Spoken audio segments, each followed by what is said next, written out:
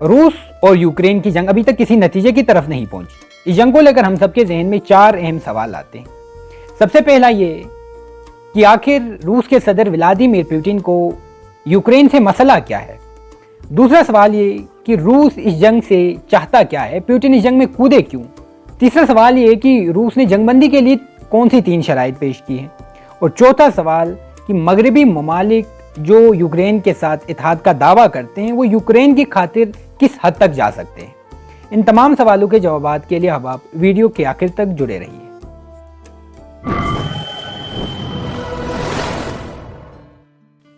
السلام علیکم احباب، آپ دیکھ رہے ہیں عبید ثاقب آفیشیل اور میں ہوں عبید ثاقب۔ روس اور یوکرین کی جنگ کو لے کر 4 بنیادی سوالات اور ان کے جوابات کے ساتھ حاضر ہوں۔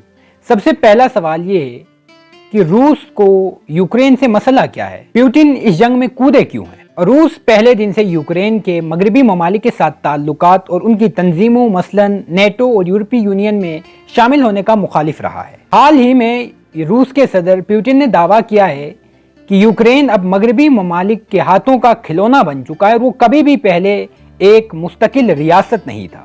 انہوں نے مغربی ممالک اور یوکرین سے ضمانت طلب کی ہے کہ یوکرین کبھی نیٹو کا حصہ نہیں بنے گا۔ اب سوال یہ اٹھتا ہے کہ آخر پوٹن کو نیٹو سے خطرہ کیوں ہے؟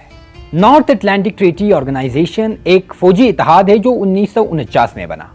اس کا بنیادی مقصد اس وقت کی سوویت یونین اور موجودہ روس سے نمٹنا تھا۔ قائم ہوتے وقت اس کے 11 ممبر تھے اور اس وقت 30 ممالک نیٹو کا حصہ ہیں۔ پوٹن کا دعویٰ ہے کہ مغربی طاقتیں اس اتحاد کو روس کے خلاف استعمال کرنا چاہتی ہیں۔ نیٹو کے تمام ممالک کا بنیادی مقصد یہ ہے کہ اگر کوئی بھی ملک نیٹو کے کسی بھی رکن ملک پر حملہ کرے گا تو تمام نیٹو کے اتحادی ممالک مل کر اس کا جواب دیں گے۔ یوکرین ابھی تک نیٹو میں مکمل طور پر باضابطہ طور پر شامل نہیں ہوا، مگر وہ ایک شراکت دار کی حیثیت سے موجود ہے۔ اگر یوکرین نیٹو میں شامل ہوتا ہے تو امریکہ نیٹو کی متحدہ افواج کے بہانے روس کی سرحد پر یعنی یوکرین میں اپنے بھاری ہتھیار پہنچا دے گا، اور روس کو اصل مسئلہ اسی بات سے ہے کہ اس کا سب سے بڑا دشمن اس کے ہمسائے میں آ پہنچے گا۔ جیو پولیٹکس میں اس بات کا بہت بڑا اثر ہے کہ روس جیسے بڑی سپر پاور کے ہمسائے میں ایک دوسری سپر پاور آ کر اپنے ہتھیار، اپنا ڈیرا، اپنی فوجی اڈے جمائے گی، اور اس بات سے روس کو بہت بڑا خطرہ ہے، اور یہی چیز ہے جو پوٹن کے لیے مسئلے کا باعث ہے۔ وہ نہیں چاہتے کہ امریکہ اس کے ارد گرد موجود چھوٹے ممالک کو اپنے ساتھ ملائے اور آکٹوپس کی طرح اسے اپنے پنجے میں دبوچے۔ اب دوسرے سوال کی طرف آتے ہیں کہ آخر پوٹن چاہتے کیا ہیں؟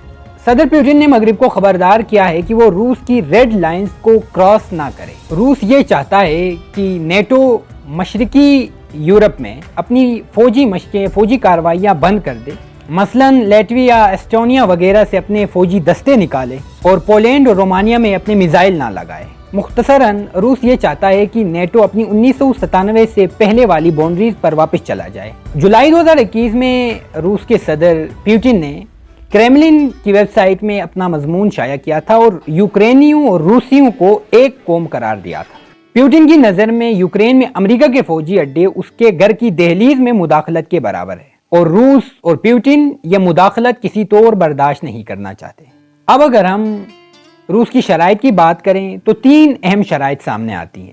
پہلی شرط یہ ہے کہ نیٹو ایسٹرن یورپ یعنی مشرقی یورپ میں جو ملٹری ایکٹیویٹیز کر رہا ہے وہ سب بند کرے اور بالٹک نیشنز اور پولینڈ سے اپنی فوجی دستے پیچھے ہٹائے۔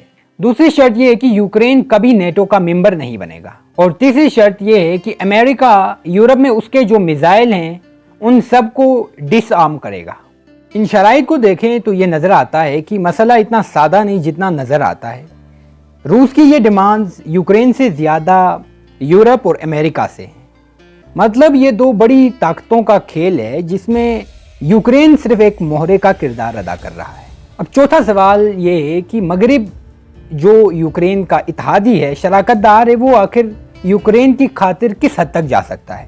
سب سے پہلے مغربی ممالک کے رد عمل کی بات کریں تو یونائٹڈ نیشنز اور مغربی ممالک نے روس کے یوکرین پر حملے کو غیر قانونی قرار دیا ہے، اس کی خود مختاری اور سالمیت کے خلاف جارحیت قرار دیا ہے۔ امریکہ نے واضح طور پر کہا ہے کہ وہ یوکرین کی دفاع میں مدد کرے گا، لیکن یوکرین میں امریکی فوجیں بھیجنے کے بارے میں کوئی بھی بات زیر غور نہیں ہے۔ रूस को क्रश करने के लिए अमेरिका के पास जो सबसे बड़े हथियार हैं उनमें सबसे पहला ये है कि वो यूक्रेन की फौजी मदद करे और दूसरा ये है कि वो रूस पर पाबंदियां लगाकर उसे महदूद कर दे। इकोनॉमिकल ख़तरात की बात करें तो मगरिब, अमेरिका ये रूस को इंटरनेशनल स्विफ्ट अदायगी के सिस्टम से रूस के बैंकिंग के निज़ाम को अलग कर सकते हैं, उसे बिल्कुल अकेला कर सकते हैं। एक और ख़तरा जर्मनी में रूस की नॉर्थ स्ट्रीम 2 पाइपलाइन का इफ्तिताह रोकना है, जो एक गैस की पाइपलाइन है जिसका इफ्तिताह जर्मनी में होना है। जर्मनी की हुकूमत ने इसकी इजाज़त दे दी है और जर्मनी का इस हवाले से कहना है कि अगर रूस यूक्रेन पर अपनी जारहियत नहीं रोकता तो ये गैस पाइपलाइन सर्विस में नहीं आ सकती। गरज G7 के अमीर तरीन ममालिक ने रूस को बड़े पैमाने पर संगीन नताइज की धमकियां दी है, लेकिन रूस अपने मौक़िफ़ से 1 इंच भी अभी तक पीछे नहीं हटा है।